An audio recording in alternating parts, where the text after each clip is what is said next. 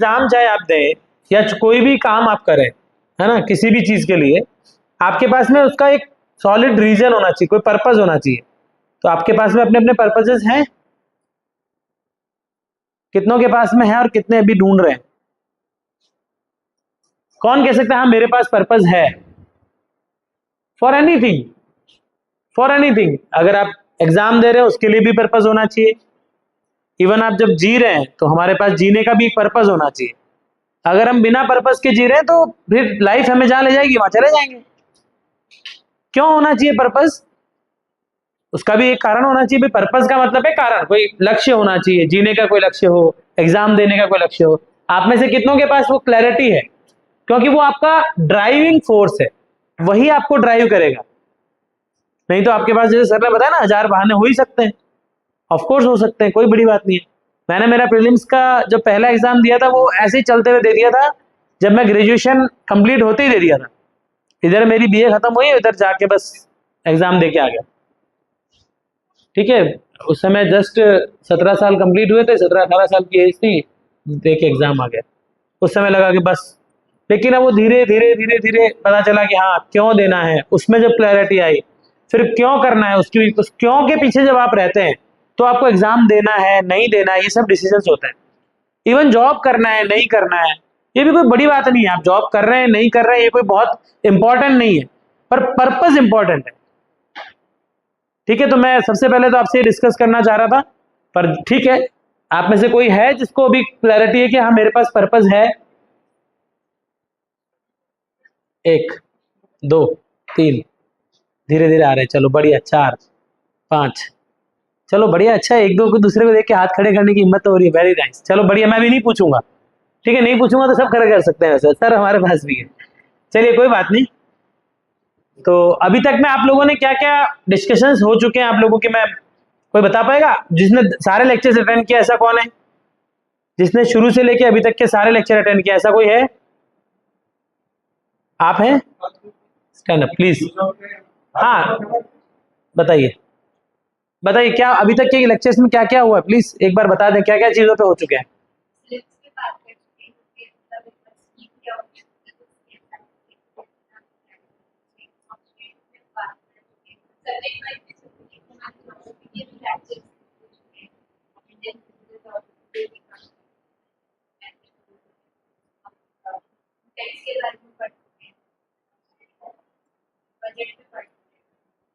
Okay, चलिए काफी अच्छा। तो आपको पेपर स्कीम सबको पता है, तो मुझे नहीं लगता फिर इसकी कोई बहुत ज्यादा जरूरत है।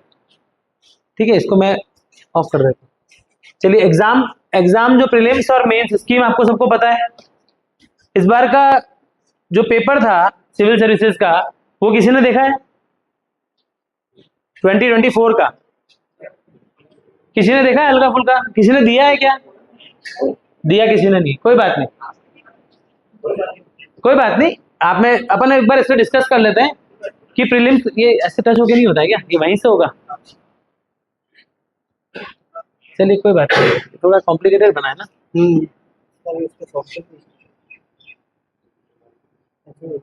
चलिए ठीक है, हेडर फुटर को क्लोज किया मैंने। हाँ ठीक है।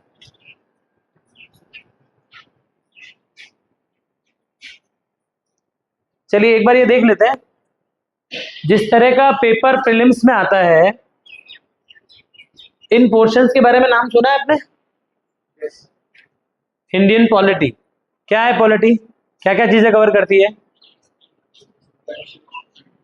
कॉन्स्टिट्यूशन, और कॉन्स्टिट्यूशन के अलावा उनके पॉलिटिकल सिस्टम जो है, इंडियन पॉलिटिकल सिस्टम जो है पूरा, ठीक है, और जुडिशरी सिस्टम, ठीक है। तो पॉलिटी में लगभग इजी टू मॉडरेट लेवल के 18 क्वेश्चंस इस बार आए थे, ठीक है, और उन सबके जो सोर्स हैं दैट वर इजीली अवेलेबल। आपको अगर ढूंढना है आंसर तो वो इजीली अवेलेबल थे, ठीक है।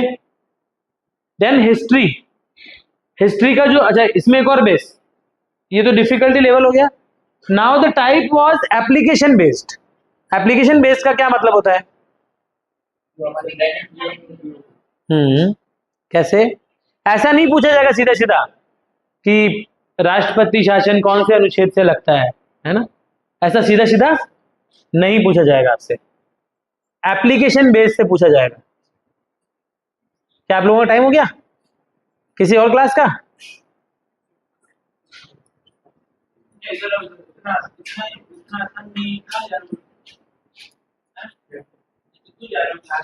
या तो ऐसा करें, आप में से जिसको भी लेकर आया हूं, क्योंकि हम एक बार आपसे स्ट्रेटेजी डिस्कस करते हैं, उसके बाद फिर और चीजें होंगी, कंडीशन करेंगे, ठीक है। ये अगर किसी को चाहिएगा तो मैं यहाँ अवेलेबल करवा दूंगा, आप कॉपी ले सकते हैं, आप लिखने की कुछ जरूरत नहीं है इसको, आप एक बार देखिए पहले किस तरह का पेपर आता है, अगर सर से पैटर्न मिल जाएगा, नहीं तो नेट पे भी बहुत सारी चीजें अवेलेबल है, ऐसा कोई इशू नहीं है, आप लेकिन देख लीजिए एक बार।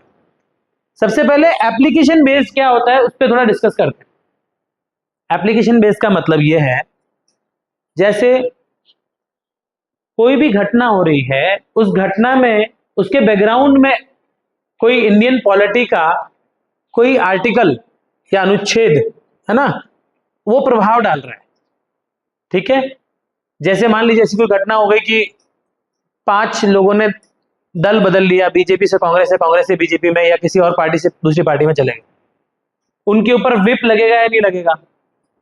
अगर लगेगा तो कितनों पे लगेगा, कितनों में नहीं लगेगा, कब लगेगा, कब नहीं लगेगा, ये सारा जो आर्टिकल को एक पूरा सिचुएशन बना के डाला जाता है, and that is called application based.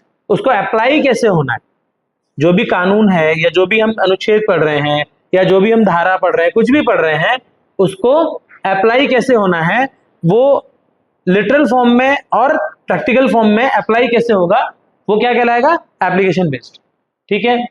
Then history is static. Static मतलब समझते हैं? नहीं, ये सांख्यिकी वाला स्टैटिक नहीं है, वो स्टैटिस्टिक्स होता है, ये स्टैटिक है। डायनेमिक एंड स्टैटिक, अब पता चला? स्थिर स्थिर स्थिर यानी स्थिर मतलब जो बदलता नहीं, ठीक है। अच्छा, एक और चीज, जैसे मैं भी हिंदी मीडियम का स्टूडेंट रहा हूं, है ना, इसलिए एक परवाह ये भी मत करना कि हिंदी आती नहीं आती, मैंने भले ही इंग्लिश लिटरेचर लिया था लेकिन मैं हिंदी मीडियम का स्टूडेंट रहा, ठीक है। वो भी टेंशन में मत आना कि भाई अरे सर कैसे होगा, वो तो आप लोग तो इंग्लिश ही शब्द। लेकिन एक चीज और बता दूं, आपको अंग्रेजी से डरना नहीं है। आप हिंदी मीडियम के हो इसका मतलब ये नहीं कि अंग्रेजी से डरे, क्योंकि ये भी भाषा है, जब तक डरोगे तब तक परेशान रहोगे। जिस दिन समझ में आएगा ये भाषा है, कोई बड़ी चीज नहीं है, और भाषा जो है वो भाव की अभिव्यक्ति है, तो आप अपने भावों को व्यक्त कर सकते हो। और आज के समय में तो हमारे पास में इतनी टूल्स अवेलेबल है, जो चीज नहीं पता बोलती 1 सेकंड में आप देख सकते हो, है ना। हमारे टाइम पे तो सर मतलब जब पढ़ाते थे, अंग्रेजी का जो शब्द नहीं आता तो इतनी मोटी डिक्शनरी को खोल खोल के देखना, इस समय तो ऐप होते ही नहीं थे तो देखना पड़ता था, आधा तो आलस भी छोड़ते थे, अरे यार रहने दो, ऐसा भी होता था। अब तो आपके पास 1 सेकंड में अवेलेबिलिटी है, तो कोशिश कीजिए कि फैमिलियर रहें, डरे नहीं। भाषा का माध्यम कोई भी हो, उर्दू माध्यम हो, असमीज माध्यम हो, बंगाली माध्यम हो, जो माध्यम हो, पर हम सारी भाषाओं को एक्सेस कर सकें, अंग्रेजी को भी बिना भयभीत हुए हम देख सकें, ठीक है। अब ये मैंने आपको एनालिसिस इंग्लिश में ही दिया है, क्योंकि सामान्यतः अगर पेपर एनालिसिस है तो वो अंग्रेजी में ही आता है। इसमें टाइप करने में भी आजकल हमारे पास में मोबाइल में भी सुविधा ज्यादा अंग्रेजी में है, तो इससे डरने की आवश्यकता नहीं है, भाषा को लेके परेशान होने की आवश्यकता भी नहीं है।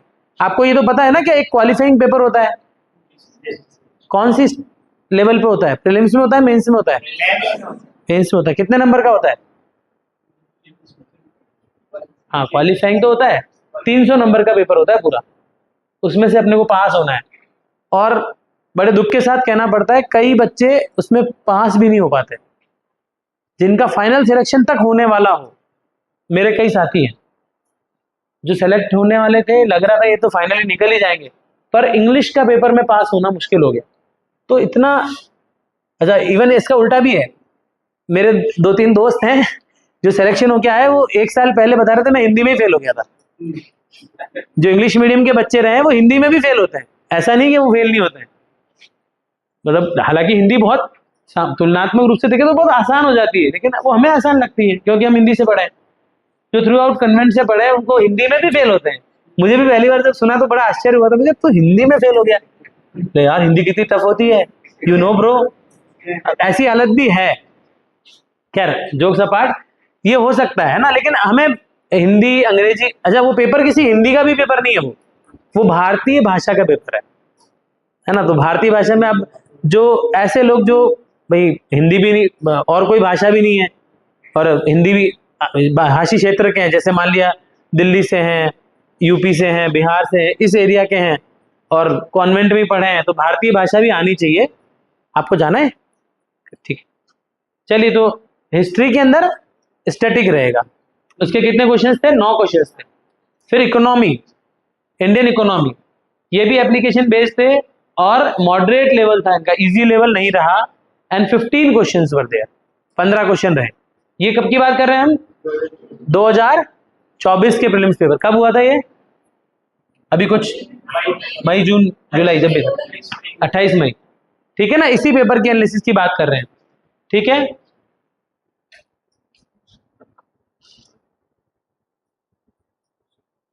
सर आपको आना पड़ेगा, ये ऊपर नीचे करने के लिए आपको आना पड़ेगा। इसमें कुछ ये काम करता है क्या? बड़ा टिपिक, हाँ बस ठीक है, चलिए ठीक ठीक ठीक, ओके ओके, बस छोड़ दीजिए, ठीक है। देन इकोनॉमी के भी कैसे थे questions? Again application based. Economy में क्या क्या पोर्शन आता है? इकोनॉमी क्या क्या पोर्शन आ जाता है? Mainly major part Indian economy, then micro economy का कुछ पोर्शन हो सकता है, मैक्रो इकोनॉमी का कोई पोर्शन हो सकता है, बैंकिंग एंड फाइनेंस से रिलेटेड कुछ हो सकता है, रेपो रेट का एक क्वेश्चन आता ही आता है। Repo rate, reverse repo rate, सुना होगा आपने नाम, क्या होती है रेपो रेट?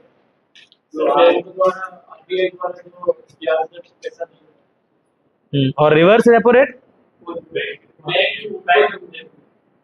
बैंक उनको देती है, हमको देती है। चलो कोई बात नहीं, कोई बात नहीं। रिवर्स रेपो और रेपो में एक बार ये बहुत कंफ्यूजिंग हो जाता है, पर बहुत सरल है। आरबीआई के कॉन्टेक्स्ट में बात की जा रही है सिर्फ। आरबीआई जिस पे उधार देता है वो रेपो, और आरबीआई जमा पे जितना ब्याज देता है वो रिवर्स रेपो। सिंपल सा ध्यान रखना है, हम बीच में नहीं आते हैं, हम हमारे को बीच में नहीं लेना है। Repo and reverse repo is in the concern with the RBI, RBI से रिलेटेड। तो उस पर भी एक क्वेश्चन बन जाता है कई बार। फिर जो अलग अलग रेट्स हैं, अलग अलग, अभी जैसे, अच्छा इसमें क्या क्या चीजें और भी आती हैं, जो गवर्नमेंट की स्कीम्स हैं, है ना, वो सारी स्कीम्स जो है वो किस में आती हैं? इकोनॉमी में कवर होती है। अब वो भी कैसी आएगी? एप्लीकेशन बेस्ड थी वो भी। जैसे मान लीजिए अभी एक स्कीम चल रही है प्रधानमंत्री आवास योजना जैसी, है ना, उसके आंकड़े कुछ आ जाएंगे, निम्न में से कौन सा कथन सही नहीं है, इस टाइप से आएगा प्रश्न। ऐसे नहीं आएगा कि ये स्कीम क्या है, इसमें कितने घर हैं। अब उसमें मतलब एक प्रश्न में आपको 4 फैक्ट्स पता होने चाहिए, तब आप उसको ठीक कर पाएंगे। तो ये बहुत कॉम्प्लिकेटेड नहीं है, कर सकते हैं। तो प्रीलिम्स में आप ये सिर्फ ध्यान रखें, आपको प्रीलिम्स को सिर्फ पास करना है, प्रीलिम्स को टॉप नहीं करना है। प्रीलिम्स टॉप करने के चक्कर में कई लोग शहीद हो गए, प्रीलिम्स को टॉप नहीं करना है। क्या होता है, इतना प्रीलिम्स की आदत पड़ जाती है कि मेंस में वो कुछ लिख ही नहीं पाते। ये हमेशा ध्यान रखना है, ये बहुत इंपॉर्टेंट बात है। प्रीलिम्स को सिर्फ क्वालिफाइंग करना है आपको, ठीक है, उसको टॉप नहीं करना है। उसको टॉप करने के चक्कर में हम बहुत ज्यादा, हमारी अप्रोच जो है वो सिर्फ मल्टीपल चॉइस वाली हो जाती है। उस अप्रोच का ध्यान रखें। सिविल सर्विसेज में आपकी अप्रोच जो होनी चाहिए वो हमेशा कैसी होनी चाहिए? That approach should be always analytical, ठीक है, एनालिटिकल करने वाली हमारी अप्रोच हो, बहुत ज्यादा रट के लिखने वाली हमारी अप्रोच नहीं हो।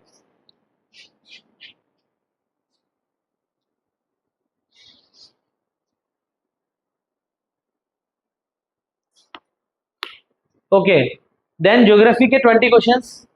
सर ज्यादा अच्छा बता सकते हैं, बट उसमें भी basically static part and easy to moderate वाले क्वेश्चंस आए थे, ठीक है। इसमें जो स्टैटिक पार्ट है, यानी जैसे हमारा इंडियन ज्योग्राफी वाला ज्यादा मेजर पोर्शन रहता है। अगर 20 है तो मान के चलिए आप इसमें से 12 to 15 तो इंडियन ज्योग्राफी से ही रिलेटेड रहता है। कुछ जो है वो कंसेप्ट पे आ जाता है, जैसे जेट स्ट्रीम पे आ गया, या अल नीनो ला नीनो पे आ गया, ऐसा भी आ सकता है। या अभी कुछ समय पे जो क्लाइमेट चेंज बड़ा एक इंपॉर्टेंट टॉपिक हो गया है ना, उसमें कुछ क्लाइमेट चेंज से रिलेटेड कुछ संधियां भी हो सकती हैं, या क्लाइमेट चेंज में कोई प्रभाव हो सकते हैं जो अभी चल रहे हैं। तो ये बदलता रहता है। अच्छा, एक बड़ी मजेदार बात यह है कि हम करंट अफेयर जिसको बोलते हैं ना, करंट अफेयर के अंदर काफी चीजें ऐसी होती हैं जो करंट अफेयर में क्वालिफाई नहीं करती है। मैं कोई क्लास ले रहा हूँ उधर, बाद में कॉल करता हूँ। ठीक ठीक। करंट अफेयर में कई चीजें ऐसी होती हैं जो प्योरली करंट अफेयर से रिलेटेड है। ठीक है, जैसे कोई इवेंट हो रहा है, मान लीजिए ओलंपिक वगैरह से रिलेटेड हो गया है ना, तो वो प्योरली करंट अफेयर में आ जाएगा, वो इनमें से किसी कैटेगरी में नहीं जाएगा। ठीक है, लेकिन अच्छा देखिए, ज्योग्राफी के साथ एक इंपॉर्टेंट एस्पेक्ट आ गया, एनवायरमेंट एंड इकोलॉजी। इसके कितने क्वेश्चंस हैं? 10 क्वेश्चंस। तो एनवायरमेंट जो है वो अपने आप में बर्निंग इश्यू भी है और पेपर के लिए हिसाब से भी देखें तो इंपॉर्टेंट एस्पेक्ट रखता है। तो ज्योग्राफी का मोटा मोटी मान के चलिए 30 क्वेश्चन ज्योग्राफी से रिलेटेड हो, तो इट्स अ मेजर पार्ट। ठीक है, इसको भी एक इंपॉर्टेंस देनी होगी, आपको इंपॉर्टेंस देनी होगी, बहुत ज्यादा इंपॉर्टेंस। देन इसके अंदर देखिए, ज्योग्राफी में स्टैटिक वाला पोर्शन मान लिया, एंड एनवायरमेंट एंड इकोलॉजी के अंदर जो ज्यादातर है वो एप्लीकेशन बेस्ड।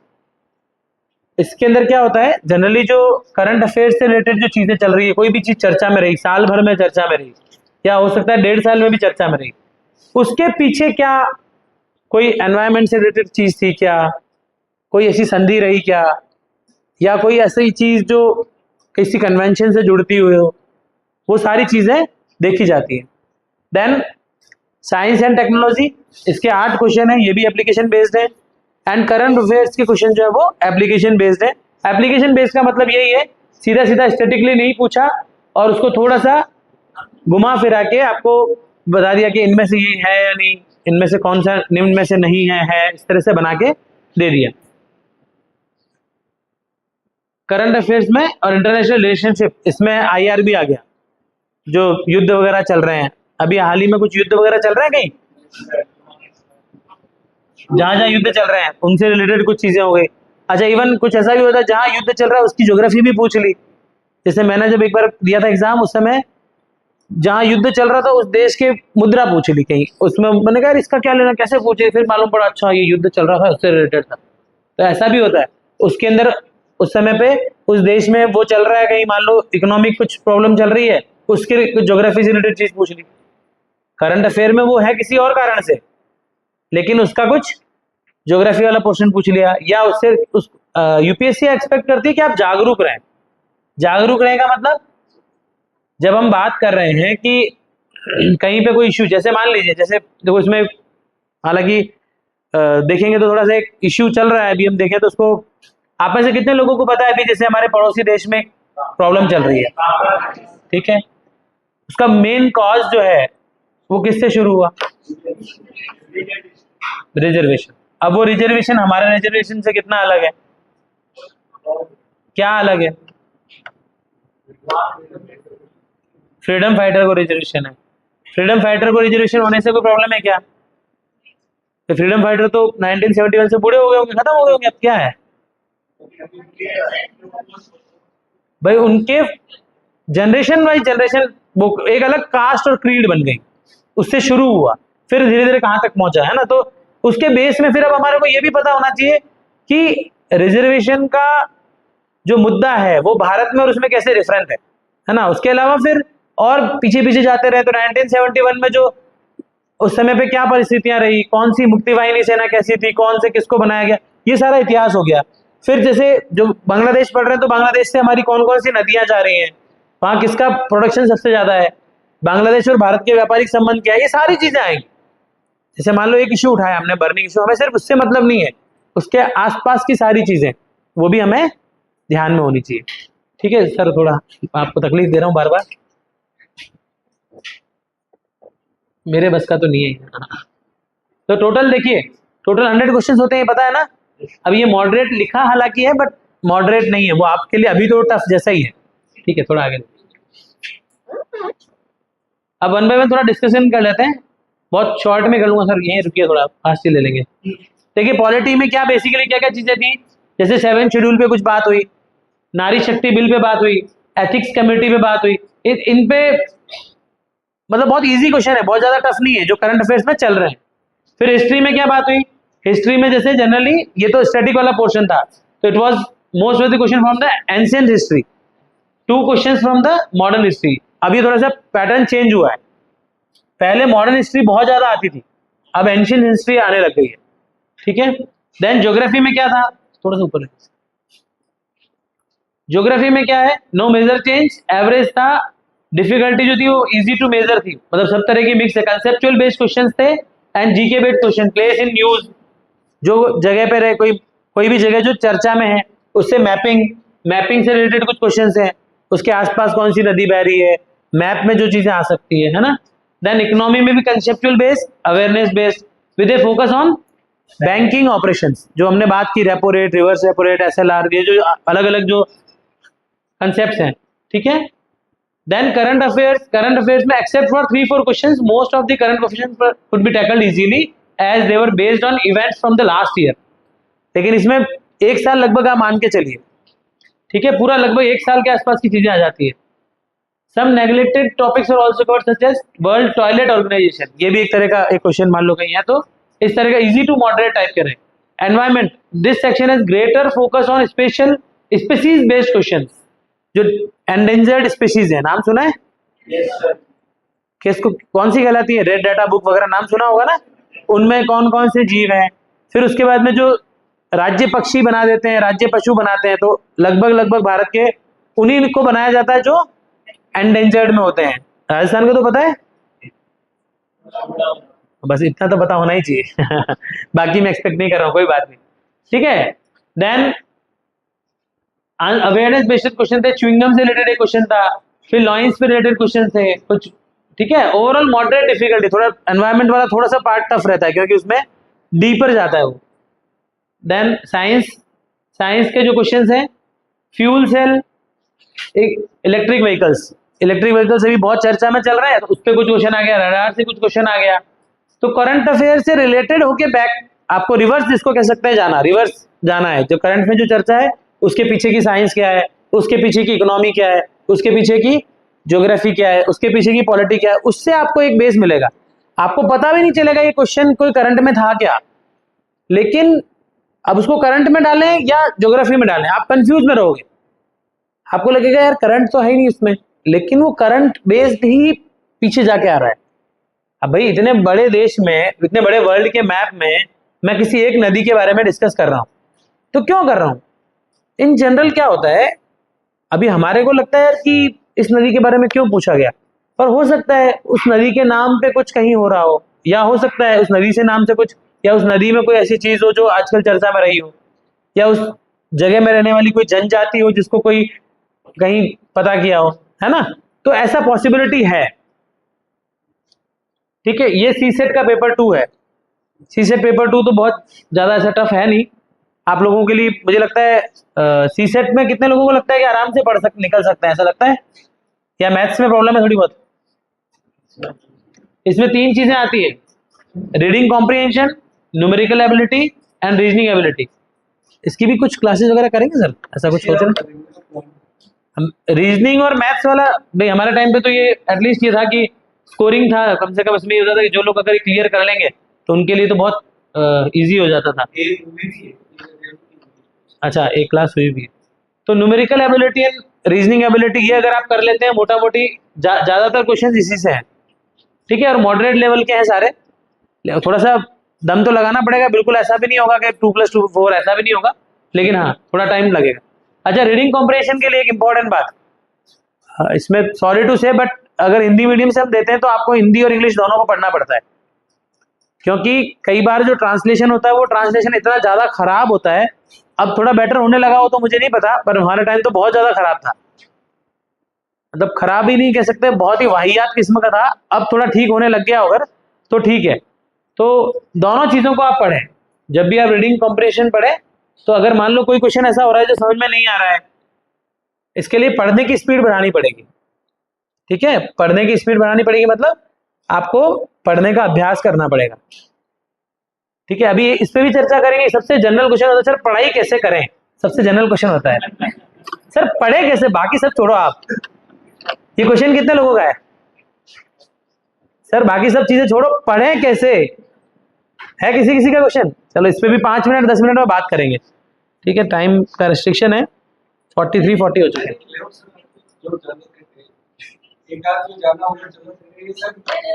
नहीं नहीं, अगर आप लोगों की और कोई क्लास में होगी तो डिस्कस कर लेते हैं। अच्छा, बोर तो नहीं हो रहे हो? ठीक है, चलिए नीचे एक बार देख लेते हैं इसके एनालिसिस। हाँ, ऊपर ले लीजिए पूरा। ये टेक अवेज है बेसिक, क्या क्या हम टेक अवेज ले सकते हैं, ध्यान से देखिए जो 2025 में आपको हेल्प कर पाए, जिसको किसी को देना हो या नहीं भी देना हो पर अंडरस्टैंडिंग बन पाए। सबसे पहले, the difficulty level of the question has been increasing over the years. This means that candidate will have to raise their preparation standards to the tackle such questions. जो डिफिकल्टी लेवल हो थोड़ा थोड़ा थोड़ा थोड़ा धीरे धीरे बढ़ता जा रहा है, वो बढ़ना स्वाभाविक भी है। क्यों बढ़ रहा है?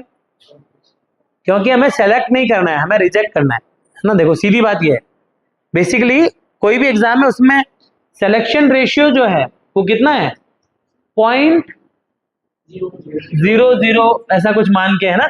10, अब इस बार कितने 10 ने दिए थे, 12 ने, 10 से 12 लाख लोग दे रहे हैं और सिलेक्शन 1000 लोगों का ही होना है, तो रिजेक्शन बड़ा है।